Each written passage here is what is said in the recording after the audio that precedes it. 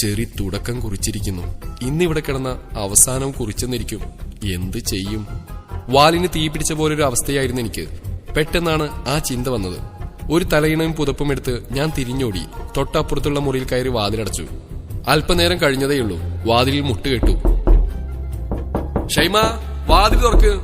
തുറക്കൂല, ഞാൻ എവിടെയാ കിടക്കണേ? ഞാൻ മറുപടി പറഞ്ഞു. ഫുഡ് വേണ്ട നിനക്ക്? വേണ്ട, വിശപ്പില്ല. ബാക്കിയുള്ളത് ഫ്രിഡ്ജിൽ വെച്ചോളൂ, ഞാൻ നാളെ കഴിച്ചോളാം. കുറെ നിർബന്ധിച്ച ശേഷം കാര്യമില്ലാന്നറിഞ്ഞ് അവൻ മടങ്ങി. സത്യം പറഞ്ഞ എനിക്ക് നല്ല വിശപ്പുണ്ടായിരുന്നു. പക്ഷെ കുറച്ചുകൂടെ കഴിയട്ടെ, ചെറിയ ഉറങ്ങിയിട്ട് പുറത്തിറങ്ങാമെന്ന് കരുതി. പേടിയായിട്ട് വയ്യലോ പഠിച്ചോനെ. ചെകുത്താനും കടലിനും ഇടയിൽപ്പെട്ട അവസ്ഥ. ആ റൂമിൽ മുഴുവൻ ചെറിയുടെ കുറെ പുസ്തകങ്ങളും ഫയലുകളുമായിരുന്നു. പടച്ചോനെ, എട്ടുകാലി വല്ലതും ഉണ്ടാവോ?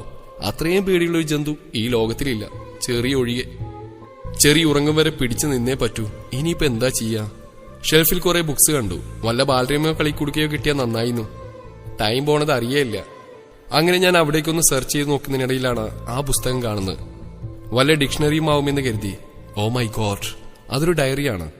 1-2 പേജ് വായിച്ചപ്പോൾ മനസ്സിലായി അത് ചെറിയുടേതാണെന്ന്. ഇങ്ങനൊരു സംഭവം ഇന്നേവരെ എന്റെ കണ്ണിൽ പെട്ടില്ലല്ലോ. കംപ്ലീറ്റ് വായിക്കണം. അതിനുമുമ്പ് ഫുഡ് കഴിക്കണം. ഞാൻ പതിയെ അത് അവിടെ തന്നെ വെച്ച് വാതിൽ തുറന്ന് പുറത്തേക്ക് ഇറങ്ങി. കള്ളനെ പോലെ പതിയെ പമ്മി നടക്കുകയായിരുന്നു. എന്നാലും എന്റെ കുലുസ് ഇടയ്ക്കിടെ കലപിലാന്ന് പറയുന്നുണ്ടായിരുന്നു. ഒരുവിധം സാഹസികമായി അടുക്കളയിൽ ചെന്ന് ഫ്രിഡ്ജ് തുറന്നു നോക്കിയപ്പോൾ ഫുഡ് അതിലില്ല. ഓ മൈ ഗോഡ്, ആ ജന്തു മുഴുവൻ തിന്നോ? നിരാശയോടെ തിരിഞ്ഞടക്കാൻ ഒരുങ്ങിയപ്പോഴാണ് കണ്ടത് അടുക്കളയിലുള്ള ടേബിളിന് മുകളിലുണ്ട് വെച്ചിരിക്കുന്നു. ആവൂ, വേഗം ഇരുന്ന് മിണ്ടാണ്ട് തിന്നു. അല്ലെങ്കിൽ രാത്രി അടുക്കളയിലേക്ക് ഒറ്റയ്ക്ക് വരാത്ത ആളാ ഞാൻ. എന്റെ ഒരു ധൈര്യം. ഫുഡൊക്കെ കഴിഞ്ഞ് കയ്യും കഴുകി വാതിലടിച്ച് തിരിഞ്ഞ് ഞാൻ ഞെട്ടിപ്പോയി. ഡൈനിങ് ഹാളിൽ അതാ ചെറി. എനിക്കറിയായിരുന്നു നീ വരുമെന്ന്. അതാ ഞാൻ ഫ്രിഡ്ജിൽ വെക്കാഞ്ഞ്. മറുപടി കൊടുക്കാതെ മുകളിലേക്ക് പോയ ഞാൻ അന്തം വിട്ടു. ഞാൻ കിടന്ന റൂം പൂട്ടിയിരുന്നു. പുതപ്പും തലയിണയും അവിടെ കൊണ്ടുപോയി വെച്ചിട്ടുണ്ട്. ഇവിടെ കിടക്കണ്ട. എന്തോ ഒന്നും മിണ്ടാൻ തോന്നിയില്ല. എനിക്ക് കരച്ചിൽ വരുന്നുണ്ടായിരുന്നു. ഒന്നും മിണ്ടാതെ അവിടെ ചെന്ന് കിടന്നു. ചെറിയും തൊട്ടടുത്തുണ്ട്. ഷൈമ, എന്താ നിന്റെ പ്രോബ്ലം? നീ എന്തിനാ എന്നെ ഇങ്ങനെ പേടിക്കണേ? സംഭവം ഞാൻ എല്ലായിടത്തും ഒരു കലിപ്പനാണ്. ബട്ട് നിന്റെ അടുത്തെന്തെങ്കിലും ഞാൻ അങ്ങനെ പെരുമാറിയിട്ടുണ്ടോ പെണ്ണേ? ചെറി പറഞ്ഞത് കേട്ടപ്പോൾ എനിക്ക് എന്തൊക്കെയോ പോലെ തോന്നി. പക്ഷെ എന്റെ മറുപടിക്ക് കാത്തു നിൽക്കാതെ അവൻ വീണ്ടും പറയാൻ തുടങ്ങി. ആദ്യമൊന്നും നിന്നോട് എനിക്കൊരു വികാരവും തോന്നിയിട്ടില്ല ഷൈമ. പക്ഷേ അന്ന് ആ ഡൽഹി യാത്ര ഉണ്ടല്ലോ, അതൊരു വഴിത്തിരിവായി. അന്നൊരുത്തം നിന്റെ കൈ കയറി പിടിച്ചപ്പോ എനിക്ക് തോന്നിയ ദേഷ്യം, നീ മിണ്ടാതിരിക്കുമ്പോഴുള്ള സങ്കടം, നീ ഇല്ലാത്തപ്പോഴുള്ള ഏകാന്തത, നിന്റെ വികൃതികൾ കാണുമ്പോഴുള്ള സന്തോഷം, അതൊക്കെയാണ് എനിക്ക് നിന്നോട് തോന്നിയ പ്രണയമെന്ന് ഞാൻ തിരിച്ചറിഞ്ഞത് നിനക്കെന്ന് പനി വന്ന രാത്രിയിലെ എന്റെ വേവലാതിയിൽ നിന്നാണ്. അവൻ പറഞ്ഞത് കേട്ടപ്പോൾ സന്തോഷം കൊണ്ടാണോ സങ്കടം കൊണ്ടാണോ എന്നറിയില്ലായിരുന്നു. കണ്ണുകൾ നിറഞ്ഞൊലിക്കുന്നുണ്ടായിരുന്നു. നിന്റെ ആ സുറുമയിട്ട ഉണ്ടക്കണ്ണുകളിലും പിന്നെ നിന്റെ ആ മേൽച്ചുണ്ടിലുള്ള ആ കാക്കാപ്പുള്ളിയിലും നോട്ടം എത്തുമ്പോഴാണ് പെണ്ണെ എന്റെ ആണത്വം പോലും കിടന്ന് തിളക്കുന്നത്. അതുകൊണ്ടൊക്കെയാ കിട്ടുന്ന അവസരമൊക്കെ പൂച്ചയെപ്പോലെ തൊട്ടുരുമി നടക്കുന്നു.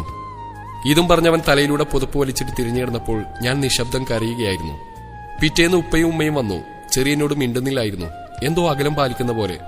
സത്യം പറയാലോ, അതെനിക്ക് സഹിക്കാവുന്നതിൽ അപ്പുറമായിരുന്നു. അവനെ പേടിയായിരുന്നെങ്കിലും ആ പേടിക്ക് പിറകിൽ ഒരിഷ്ടം ഒളിഞ്ഞു കിടന്നിരുന്നു. ചെറിയ ഓഫീസിലേക്ക് പോയപ്പോൾ ചാവി കൈക്കലാക്കി ഞാൻ ആ റൂം തുറന്നു.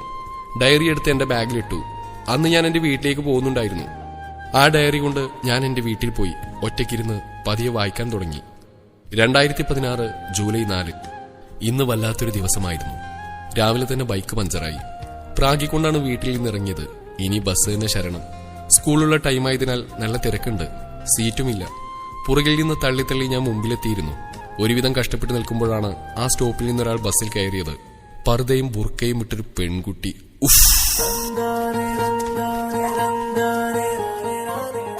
ആ ബുർക്കക്കുള്ളിൽ നിന്ന് എടുത്തു കാണിക്കുന്ന വാലിട്ടെഴുതിയ സുറുമക്കണ്ണുകൾ പെട്ടെന്ന് ശ്രദ്ധയിൽ പതിഞ്ഞു. ആരെയും ശ്രദ്ധിക്കാതെ ബസ്സിൽ കയറി അവൾ തന്റെ മുന്നിൽ വന്നു നിന്നു. എന്റെ ഹൃദയം മിടിക്കുന്നത് എനിക്ക് കേൾക്കുന്നുണ്ടായിരുന്നു. കുറച്ചു കഴിഞ്ഞ് അവൾ പോയിട്ടും ഞാൻ ആ ഷോക്കിൽ നിന്ന് മാറിയിട്ടില്ല.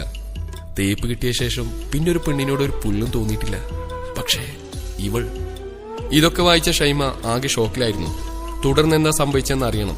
അവൾ അക്ഷമയോടെ ബാക്കിയുള്ള പേജുകൾ മറിച്ചു. അതിൽ മുഴുവൻ വീണ്ടും അവളെ കണ്ടതും അവൾ അറിയാതെ അവളെ നോക്കിയതും ബിസ്മില്ല എന്ന ആ ബസ്സിലെ അനുഭവങ്ങളും മാത്രമാണ്.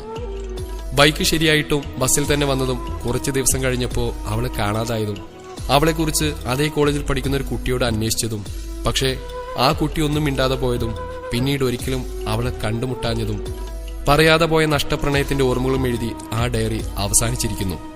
ഡയറി വായിച്ചു കഴിഞ്ഞ ഷൈമ ഒരു തളർച്ചയോടെ നിലത്തിരുന്നു പോയി. മേലാസകലം കുഴഞ്ഞ പോലെ.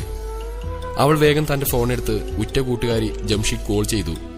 കൂട്ടുകാരിയുടെ വിശേഷം അറിയാനുള്ള തിടുക്കത്തോടെ ജംഷി വേഗം ഫോണെടുത്തു.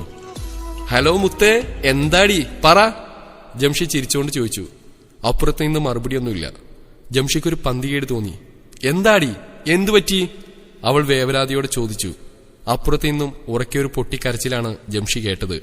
ഡി, നീ കരയാതെ കാര്യം പറ, ജംഷി വീണ്ടും പറഞ്ഞു. ഡി, നിനക്ക് ഓർമ്മയുണ്ടോ നമ്മുടെ കോളേജ് അവസാന വർഷം നമ്മൾ എക്സാം എഴുതാൻ വേണ്ടി യൂണിവേഴ്സിറ്റി പോയത്? ഷൈമ ചോദിച്ചു.